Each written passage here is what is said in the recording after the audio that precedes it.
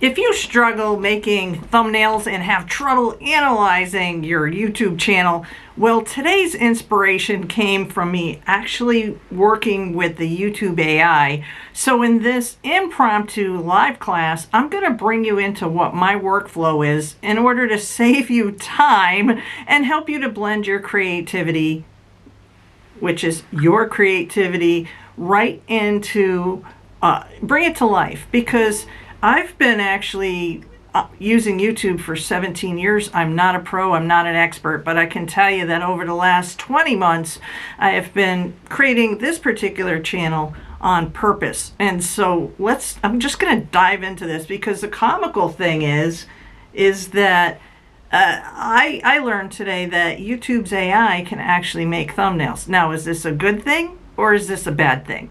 Well, we're gonna find out. All right, so imagine you're starting your YouTube channel. You may have heard a bunch of chatter about like how important it is to have thumbnails. So as I go through this, the tips that I'm going to give you, I wish I had done sooner. So before diving into the crazy antics, like look at this, okay? There's a point of not using AI completely for your YouTube channel. You need to determine what your brand is going to be. So this is what I did a couple weeks ago that you can do too, that can save you a bunch of time. Seriously, just grab your phone, get a tripod, and just make some funny animated gestures. And the reason why you want to make gestures is to evoke emotion. Because the thing that you really want to do is you want people to click. You want to get the attention. You want to get the views. You want to drive the traffic. Because right now, let's face it, it's you're trying to buy somebody's attention. So now, what do you do after that? What you can do is you can drag. You can actually use Canva. And the thing that I love about Canva happens to be that it integrates with, and pardon me, going live. See, what's really cool about going live is this. I don't know about you, like I love AI, right? But not all videos that you have to watch have to be perfect, and that's the point about being human. And so anyhow, so once you're on the inside of Canva, the thing that I can tell you is you can first start here, and then you can actually search YouTube thumbnails. And when I was first, thumbnails, YouTube thumbnails, talk, teach, and pull stuff up at the same time, right? You can use templates. That's what I would recommend. And take a look at the different things that draw your attention. Like slow down for a moment, and if while you're picking out your design, which one of these actually grabs your attention? Do you like something that has just 3 headlines? Because we only have but a few seconds to grab somebody's attention. The other thing that you can notice is, do you see how there's different looks to the thumbnails, to the headshots? Which, this is why I'm saying go ahead and curate and take your own. They don't have to be perfect, just have to be done. And you'll find that once you do this, it is a lot of fun. I happen to use, actually I'm going to switch my camera view right now for a second. All right, so I use an Android. You might have an iPhone. For you Android users out there, what's really nice is that there's you can pull this out, and the digital pen. And if you didn't know, it actually acts as a remote. So you can click it when you're taking a picture. So what you can do is you can just pull up your camera app. All right. And see, and you'll hear it Right now. I'll aim at something. All right. And now it just took a picture. So that's one thing you can do. Of course, the other thing you can do, it's been a while since I've had an iPhone, just get yourself a tripod, and then set your camera on a timer. You might, I know with Androids, you can also say cheese. Look into your phone settings to see if there isn't a voice activated setting. So if you have to do this by yourself, you can. Okay, so we're gonna go back over here to Canva, and then what I like about once you do that is that I upload my photos to Google Photos. The reason why I upload them to Google Photos is because then once you're inside Canva, Canva actually will connect to Google Photos.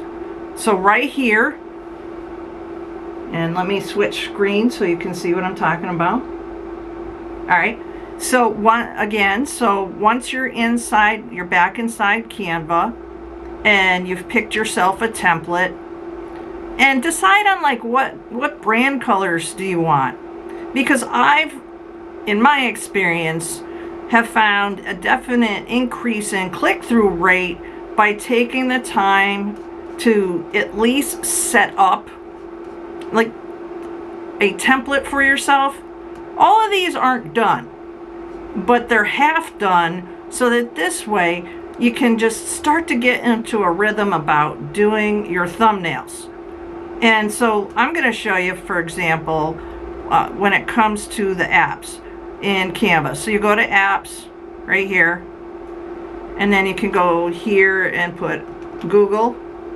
All right, you go to Google Photos, and it also connects to Google Drive. And so then we'll go to Google Photos, and it says you can't find it. Okay, so here's the ones that that are imported. And so I'm gonna go and we'll make a brand new thumbnail. This is my latest one, and this here was the answer to YouTube's AI that had made a god-awful thumbnail, and that's what I want to talk to you about. All right, so let's go, like, say for example, if you want to duplicate a page because maybe now you have a theme going, then you can just go here. All right, and I'm gonna pan out a minute. And when it comes to even like using Canva, you can go up here to position, and then you can go to layers. So when you want to be able to get to a certain layer of your project, this right here is really handy. So I'm going to go here and I'm going to delete myself. Boom, gone. All right. And then let's change this to how to create a thumbnail. And then maybe you don't like the spacing on that, so what I'm going to do is I'm going to go here to the line, and I'm just going to create a little bit of space right there, all right? And now what we need to do is we need to go get a new picture. So we're going to go back here to the apps. I'm going to go to Google Photos, and let's see, which one will we pick? How about we pick, let's pick this one. All right, and then what we can do is we can expand it. And the beauty about how fast AI has brought everything, even with photo editing, because I've got a photography background. I used to spend hours inside Adobe, right? Now, and when you used to have to remove a background, it took a long time. Now you just hit remove background. And maybe you don't want the image that you have to go this way, so you actually can just flip it. All right, so then what we can do here is maybe we want to change this to how to create a thumbnail faster, right? And if you want to change the color, you just go here, there,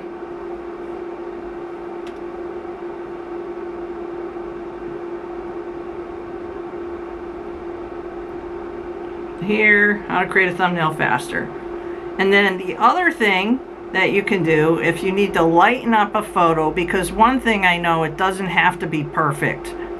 Now, and the reason why I'm showing you like how to do this for yourself is so that you have brand consistency. And if you've been wondering how to get that white glow or colored glow around the thumbnail that seems to be the trend, you're gonna find that you'll hit edit right here. I'll blow that up more. And it's gonna be this button right here, right? And then you can change the color from black to white. You can change the size of the glow, and then you can change the intensity, okay? So that's one way that you can do that. Now, I'm gonna bring you next over to showing you why, in my opinion, I think it's better, in some cases, it's better to manually make some of your thumbnails, and that didn't take long, did it? So you'll get yourself a tripod, put yourself up against a black wall, and like in this instance, what do we have? We've got a few different poses. That didn't even take me like a half an hour. All right, and I showed you how to like drop them into Canva. Now, what happens if you wind up using Ask AI? Whoa, okay, listen, I know I'm not 20 anymore, but I know I don't look that bad, okay? But here's the things that I've learned with using the AI that's actually built into YouTube. I saw that, like, and I also use vidIQ, right? But then I've really been underneath analytics when it comes to my YouTube channel. When it comes time to me wanting to see, like, okay, how's my channel doing this week? Then what I'm doing is I'm going over here and I'm actually using the AI that's up here. Let's see. Okay, let's see if I can, hold on a minute, see if I can move myself out of the way. Yes, okay, great. Hey, you learn something new every day. I also use Ecamm. So this button right here is amazing, okay? So in here, you can use YouTube's AI to say, ask questions like,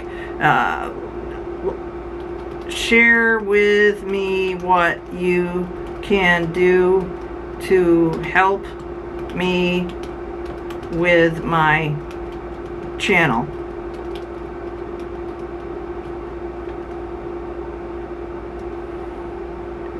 So my workflow is this. As much as I've used ChatGPT, what AI do you think is going to really get the job done when it comes to helping you with your YouTube channel? In one instance, the other resource that I've been reading, I like to read, and if you like to read, this book suggestion is really good. It happens to be the YouTube formula. So I've been reading that, and I think it has its place to still read a book because it's tactile. You can write on it, and so that's one thing you can definitely do. But in the last 6 weeks, I tell you, I have really been digging into this, because learning your YouTube stats can take time, but keeping it simple is this. You've got to get somebody's attention, and I was confused in my earlier days of doing the YouTube for my automation channel. Hell, if we go to my content as is, right? If we go, we can scroll way back. Let's see, we'll go back here, and I'll keep going. I'll go to the bottom of my feed. And the other tip I can give you is don't get discouraged. You just got to keep showing up. You got to keep testing what's going to work And in my instance, when it comes to what kind of content, all right, and your kind of content, do you want to drive your traffic through a bunch of shorts? Do you want to do long form content where you educate people? Or do you want to go live like I am? And the interesting thing is I did a deep dive in the last week or so, and each one of those avenues, I'm going to go under the analytics right now, okay? Each one of those avenues winds up bringing you different stats. So under the content right here, I'm actually going to give you a little bit of an analytic tour for your own self, right? So this right here where it says all, self-explanatory, that's going to be all of your content. That means videos, shorts, lives, posts, playlists, podcasts. And so if you're really trying to craft what your channel's about, I'm going to say something that I learned from somebody else. You got to pay attention to your numbers. And the numbers aren't just numbers. But the data doesn't lie. And if you're watching this right now, thank you for sharing your time with me, because that's what the resource is time. And in my experience, starting this channel 20 months ago, I had first started out with long form content. And then last November, I started using like Opus clips. Actually, I'll show you, okay? So we'll go back, I'll bring you back into time here. Let's see.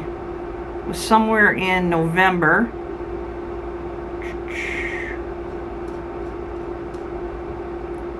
I don't know, somewhere about there to here. We're gonna apply. All right. So when I was doing a bunch of shorts, like even back in say March, you can see there was a lot of views. And then it's gone down, but it doesn't mean it's bad, because I'm changing my channel more to the long form. So that would be the videos. And so when you can hold somebody's attention longer, if you have a business, if you have a product, you're trying to really build a community, well, it stands to reason that long form content is going to be the way to go. But there are so many different variables to putting together an effective YouTube channel to actually be able to build a community. And so I guess today it was more about doing an impromptu, unscheduled kind of go live. And if you have a question, drop a comment. I will follow up with you, because I also did make a playlist earlier this week. So when you come to like content, when you're making your channel, as I was saying, there's shorts, there's lives, there's posts. Think about your playlists, because I decided to make a playlist that's called Thinking Out Loud.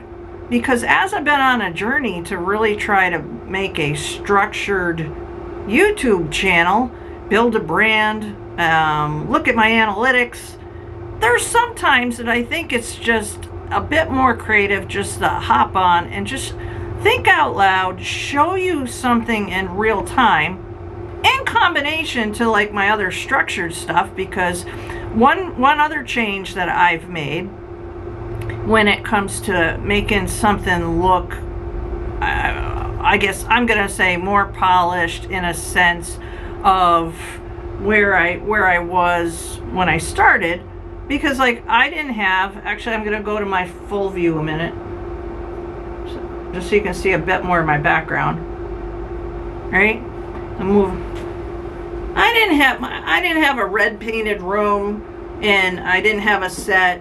And then the other thing is, like, this new format, I did this in Ecamm, but the reason why I did it in Ecamm, and why you might want to do a similar format, or take something that you like from my channel and just implement it, because I like being an educator to save people time. That's my whole, that's what gets me up in the morning, is help people save time. Because if you save time, That's the most important resource you have.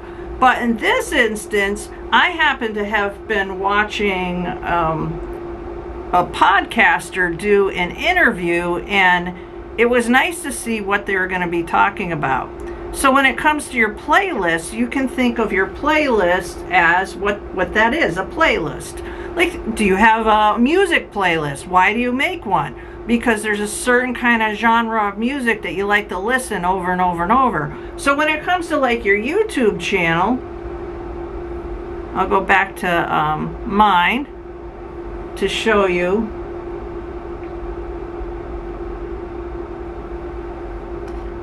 All right.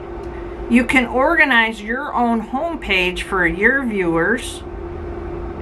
And so that this way you can think of your own YouTube page as your own, say, website, your library of knowledge. And one thing I absolutely love is helping people package their own knowledge. So now when it comes to, okay, well, how do I get my playlist on my homepage? This is where you're going to go. So you're going to go to here, your YouTube studio, and then you're going to go to your customization tabs.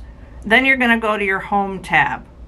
So this right here is where you'll find what it is that you want to be able to put on your home page. So right here you go to add a section, and then you can see what you can add. You can add a trailer, spotlight for you, videos, popular videos, short videos, collaborations. Maybe you want to collaborate with another YouTuber.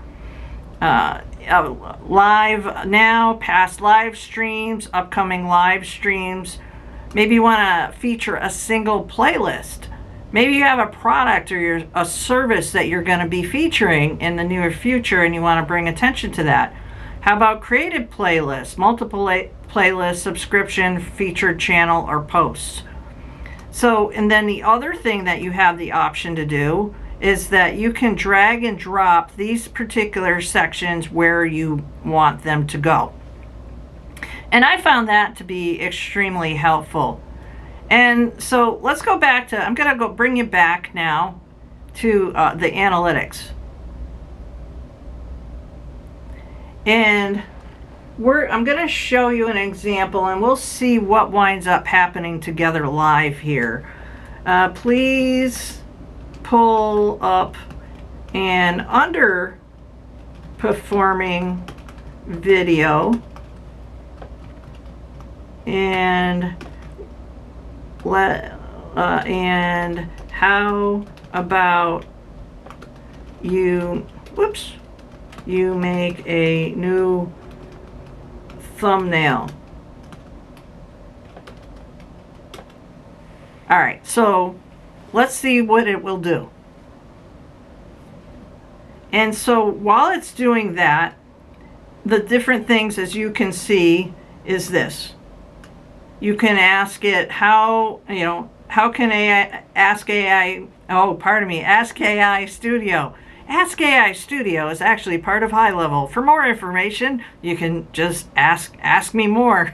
No. Anyways, and by the way, I am a High Level affiliate. But today, I just wanted to actually set you up for success about setting up thumbnails. Summarize content. How about this? Suggest new video ideas. Summarize my channel performance. More suggestions. And then you can interact with it. Now, I'll tell you the one thing that this does not do, okay? It doesn't save the conversation. You can move from window to window, but it doesn't have the memory that, say, ChatGPT does. But what you can do, and that's part of my workflow, is that if I find something that I really like, you can copy what it says and you can feed it to your other AI. All right. So let's see what it did. Let's see. Okay. Man, it looks, I look so happy there. Ready? Okay. I'd give that maybe a B. But in a pinch, sometimes it does it all right. But my experience, sometimes not so much, which that was the whole reason for doing today's live. But what you can also do is, if you like to stay up on like what's going on here, so you can ask, oh, here, okay, here you go. This gives me a laugh. All right. So again, the particular thumbnail, it didn't save it. I tried to bring it up in ChatGPT, but like one of my conversations was so long, it was just lagging. But just give me a serial number right here, right? But how advanced that the AI is getting, I'd say, okay, I give it some props, because man, that's not too shabby. All right, but so it does do that. Tell me how my last 48 hours of stats are doing. Right? The other thing that I find is that this particular AI happens to be not so harsh. I find that it's very, I'm not going to say neutral, it's encouraging, where I've worked with other video, other analytic things that use the words like, you're failing. Nobody wants to hear they're failing, right? I mean, I would think that swapping out the word underperforming gets the point across, wouldn't you agree? All right. So then in the last 48 hours, it said it's been steady, and your audience is showing a strong interest in your core themes about automation and AI.